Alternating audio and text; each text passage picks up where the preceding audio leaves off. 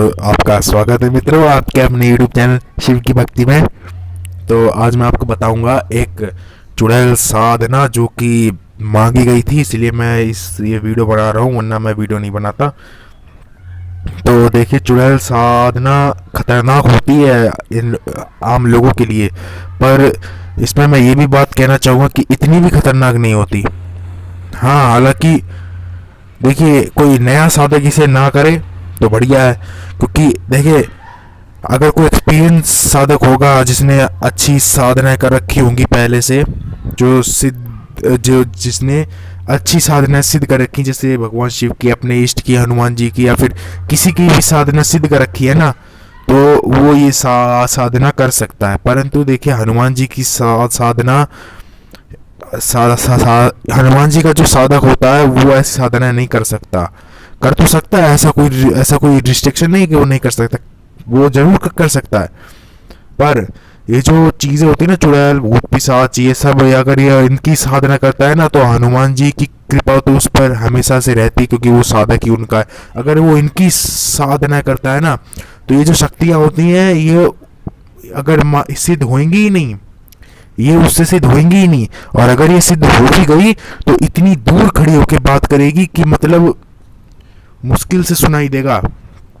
ठीक है, ये आपसे बहुत दूर खड़ी होकर बात करेंगी अगर ये सिद्ध हो भी गई। वैसे तो चांसेस ही नहीं है कि सिद्ध हो जाए।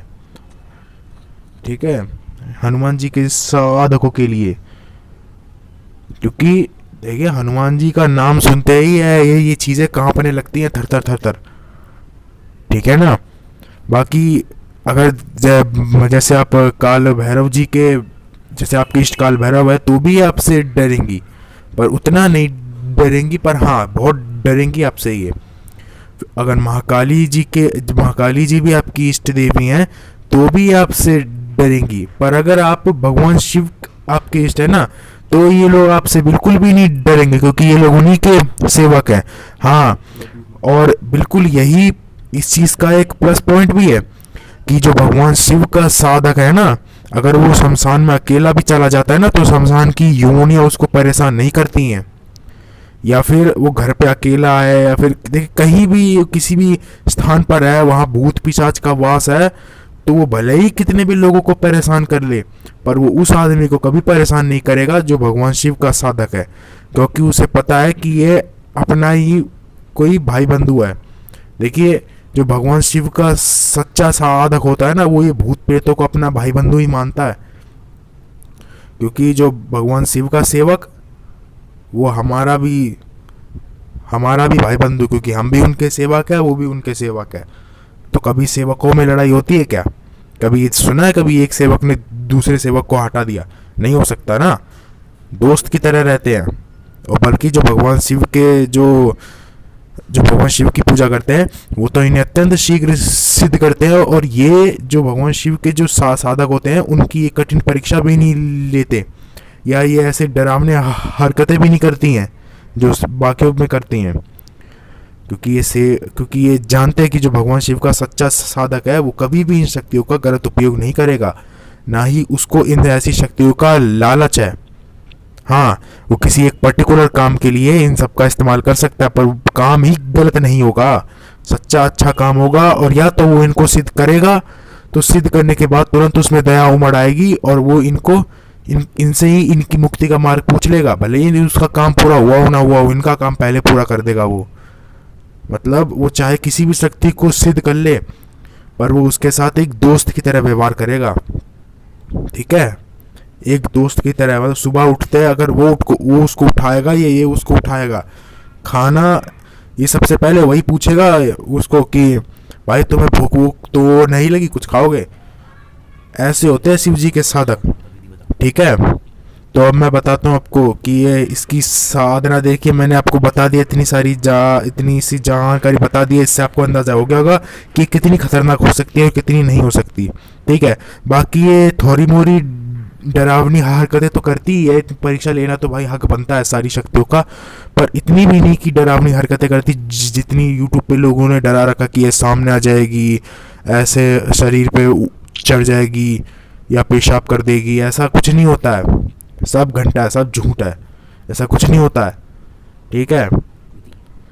अब हाँ, ये हो सकता है कि आप जहाँ बैठ के कर रहे हैं वहाँ की लाइट बंद चालू होने लगे, या फिर फ्लिकर करने लगे, या फिर चीज़ें हिलने लगे, या फिर एक दो बोतल कटोरी ये सब नीचे गिर जाए। ऐसा है, ये तो नॉर्मल सी बात है। ऐसा इसमें किसी यही देखिए, यही होता है इनकी साधनाओं में, ठीक है।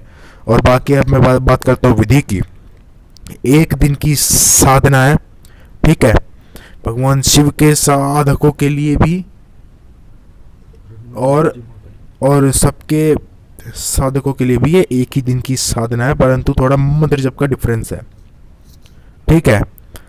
तो अगर देखिए, ये आपका भाव पढ़ सकती हैं। अगर आपका भाव ऐसे सच्चा है कि आप इससे किसी को भी हानि नहीं पहुंचाओगे, आप बल्कि इसी का कल्याण करोगे, अगर ये भावना आपके अंदर होगी ना कि आप इसी का कल्याण कर दोगे, अगर ये सिद्ध हो गई तो ठीक है, इसको इसकी मुक्ति दिलवा दोगे, तो ये आपसे बिना किसी परीक्षा के सामने खड़ी हो जाएगी, ठीक है। तो मैं विधि बता दूं, देखिए विधि रात की है, कभी भी कर सकते हो, 9 बजे के बाद, 9-12 बजे के बाद कभी भी कर सकते हो, ठीक है।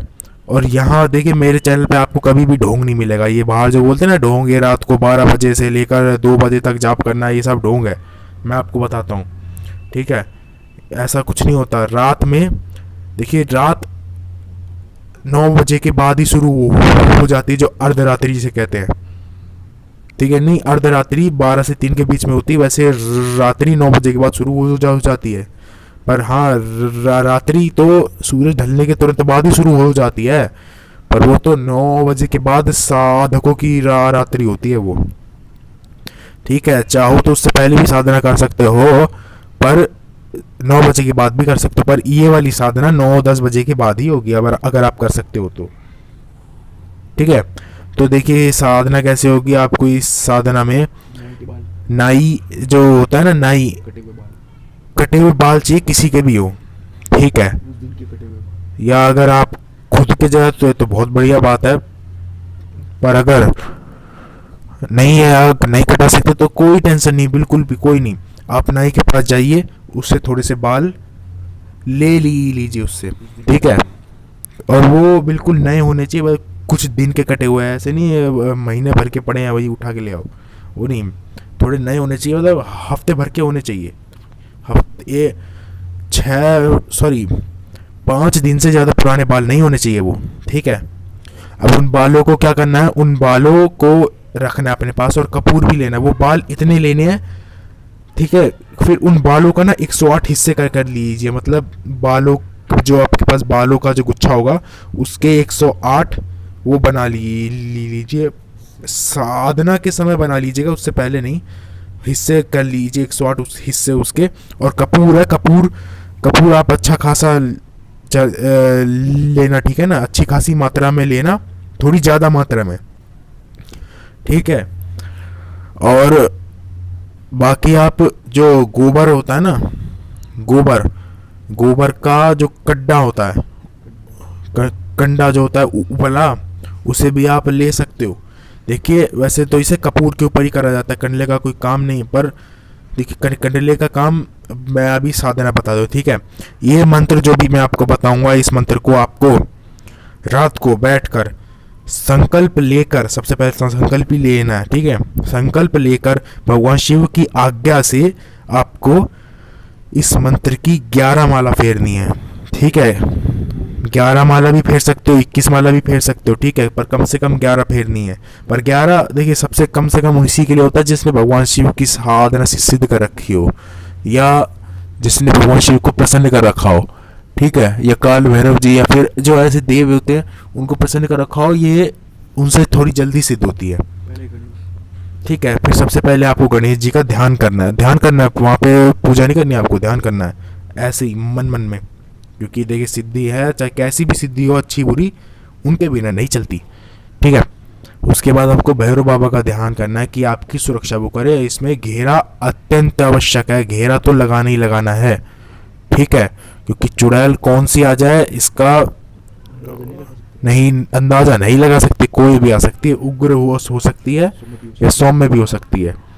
पर आप जिस चुड़ैल का नाम लेकर ये संकल्प लोगे वही आएगी। और उसकी भी वो होती है कि वो सौम्य होती है या फिर ज़्यादा उग्र होती है, वो उसी के ऊपर डिपेंड है। ठीक है, चाहो तो पेड़ के नीचे बैठ के भी कर सकते हो, या चाहो तो कहीं भी कर सकते हो। ठीक है, बाकी इसे अगर आप घर में करो तो घर की छत पर बैठ के करना है इसे आपको। ठीक है, बस ऐसी छत हो कि कोई देख ना पाए आपको। ठीक है, और या तो घर के अंदर करना है तो किसी ऐसा कमरे पर करना जो लोगों की पहुंच से दूर हो, पहुंच ना पाए कोई उधर। ठीक है, वह करना है। फिर आपको इस मंत्र की 11 माला जाप करना है। ठीक है, जो मैं अभी आपको बताऊंगा, इस मंत्र की 11 माला जाप कर कर आपको इसकी जो सामने आपको गाय के या फिर भैंस के गोबर का उपला रखना है। ठीक है, उसके ऊपर आपको कपूर प्रज्वलित करना है, 5 कपूर प्रज्वलित करने हैं उसके ऊपर। और उसके ऊपर धीरे धीरे कपूर और बालों को मिलाकर, ठीक है, कपूर का पाउडर में बना लीजिए बिल्कुल पीस कर। ठीक है, और जो बाल होते हैं उसको उसमें मिला दीजिए। ठीक है, अच्छे से मिला दीजिएगा। फिर उसके बाद उसके 108 हिस्से कर लीजिए। ठीक है, फिर एक बार मंत्र पढ़िए, एक बार एक हिस्से को डालिए, एक बार मंत्र पढ़िए, एक बार एक हिस्से को डालिए। आप समझ रहे होंगे मैं कैसे बोलने की कोशिश कर रहा हूँ।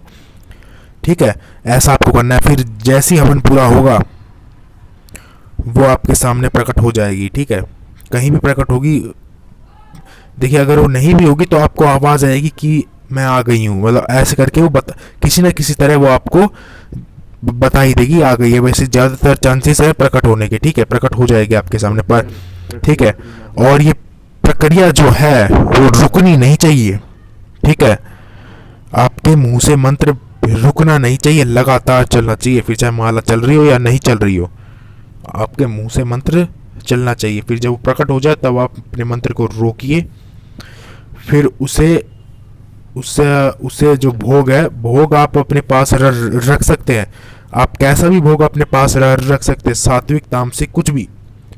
ठीक है, अपने पास रखिए। और उससे सबसे पहले तो उससे उसका परिचय पूछना है, तो बताएगी तो आपको भयभीत नहीं होना है। फिर उससे अपने वचन मांगने हैं।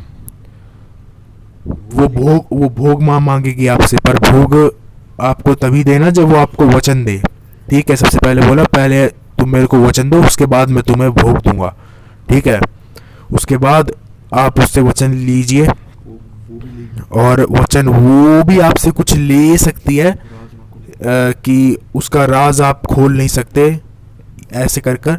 पर अगर आपने राज खोल दिया उसका तो आपकी हवा वो निकाल देगी, मारे जाओगे तुम अगर उसके वचन का उल्लंघन करा। हाँ, पर जिसके पास इष्ट बल है वो मारा तो नहीं जाएगा, उसका अनिष्ट तो कुछ नहीं होगा, पर वो सिद्धि छोड़ देगी। मतलब वो सिद्धि छोड़ देगा अगर उसने उसके वचन का उल्लंघन करा। ठीक है, वो भी आपके वचन का उल्लंघन नहीं करेगी, आप भी उसके वचन का उल्लंघन मत करिएगा। ठीक है, बाकी कमजोर साधक है तो अगर उसने उसके वचन का उल्लंघन करा तो वो मारा जाएगा। ठीक है, तो ये मैंने आपको बता दिया। मैं आपको मंत्र बता देता हूँ। देखिए, मंत्र कुछ इस प्रकार है। इस मंत्र को जपने से पहले आपको ओम नमः शिवाय की 1 माला जरूर कर लेनी है। 1 नहीं, 5 माला जरूर कर लेना। ठीक है, ज़्यादा टाइम नहीं लगता, 5 माला कर लेना। ठीक है, ज़्यादा से ज़्यादा 4 या 5 मिनट का आपको टाइम लगेगा। ठीक है, ठीक है। मंत्र कुछ इस प्रकार है। सुरक्षा घेरा भी लगा लेना। ठीक है, बाकी मंत्र मैंने खूब सारे डाल रखे सुरक्षा घेरे के, चाहो तो वो लगा लेना, बिल्कुल सेफ है वो। पर अगर हनुमान जी का सुरक्षा घेरा लगा रहे हो ना तो उसके अंदर जो बाल आपने रखे हैं ना वो किसी उसमें होने चाहिए, थाली में। अगर वो बाल ज़मीन पे छू गए तो घेरा खंडित हो जाएगा। घेरा खंडित होना मतलब मौत। ठीक है, घेरा खंडित हुआ नहीं कि मौत आपने देखी नहीं। तो इसलिए भैरव जी का घेरा लगाना। भैरव जी का घेरे में अगर आप चाहे मदिरा भी गिरा दोगे तो भी घेरा नहीं खंडित होता, बच जाता है। ठीक है, क्योंकि हनुमान जी परम सात्विक देवता है। बाल अगर गिरा दिए वहां पर कपूर में मिले हुए तो समझो मौत आ गई। ठीक है, तो मंत्र आप सुनिए। और देखिए दोस्तों, एक और छोटी सी बात बता दूं कि जो चुड़ैल होती है ये 100,000 प्रेतनियों के बराबर होती है, ठीक है। और इसीलिए इसके मंत्र में भी इसे महाप्रेतनी की पद्धति दी गई है। तो ठीक है, मैं आपको बताता हूँ। मंत्र है, आपके स्क्रीन पर भी आ रहा होगा। ओम क्रीम महा प्रेतनी वश्यम कुरु कुरु स्वाहा। ठीक है मित्रों, एक बार फिर से मैं मंत्र बोल देता हूँ। ओम क्रीम महाप्रेतनी वश्यम कुरु कुरु स्वाहा। ठीक है, देखिए कितना छोटा मंत्र है। 11 माला करने में ज़्यादा टाइम नहीं लगेगा आपको, ज़्यादा से ज़्यादा 15 मिनट लगने वाले हैं। ठीक है, 15 मिनट तो आपको इसकी पूरी सिद्धि का ही हो जाएंगे आपके। तो ठीक है मित्रों, मैंने आपको मंत्र बता दिया, विधि बता दी, सावधानियाँ बता दी। बाकी आपको देखिए अपना शरीर बंधन आपको जरूर करना है। शरीर बंधन मैंने बंधन की वीडियो डाल रखी है किसी भी चीज़ को बांधने की, ठीक है, उसे आप देख सकते हो। और उसके बाद जब साधना पूरी हो जाए तो अपना बंधन भी खोल लेना, ठीक है। बंधन वहाँ नहीं खोलना कि वहाँ घेरे से बाहर निकलने से पहले अपना बंधन खोल दो, तो वहाँ से घेरे के बाहर निकले हो तो इसी के फिराक में बैठी घेरे के बाहर निकलो कब वो आपको टपका दे। ठीक है, तो घेरे जब वो आपको वचन दे तभी आप घेरे से निकलना, ठीक है। तो वरना अगर वो सामने नहीं आई है, साधना आपकी पूरी हो गई है, तो उससे थोड़ा आप वहाँ पे 5-10 मिनट वहाँ पे बैठिए, रुकिए और मन प्रार्थना करिए बोल बोल के कि अगर आप यहाँ पे हो तो मेरे को अपनी उपस्थिति दर्ज कराइए, सामने आइए, मेरे से बात करिए। ठीक है, अगर बहुत देर हो गई वो नहीं आई है सामने तो समझ लीजिए ये वाली जो साधना है ये आपकी सिद्ध नहीं हुई है, आपको दोबारा से इसे करना पड़ेगा, ठीक है। तो अब मैं चलता हूँ मित्रों, मैंने आपको ये सब बता दिया है। अब आप अपनी सावधान और देखिए बंधन आपको करके जाना थी। 11 बार मंत्र पढ़ना, अपने शरीर पे फूंक मार लेना, आसन भी आपको अपना बंधन करना है, ठीक है। तो मैं चलता हूँ मित्रों, मिलता हूँ अगली वीडियो में। आपको अगर फिर से कोई नई वीडियो चाहिए तो आप मेरे को कमेंट कर सकते हो, मैं उस पर ज़रूर वीडियो बनाऊँगा। ठीक है मित्रों, जय महाकाल।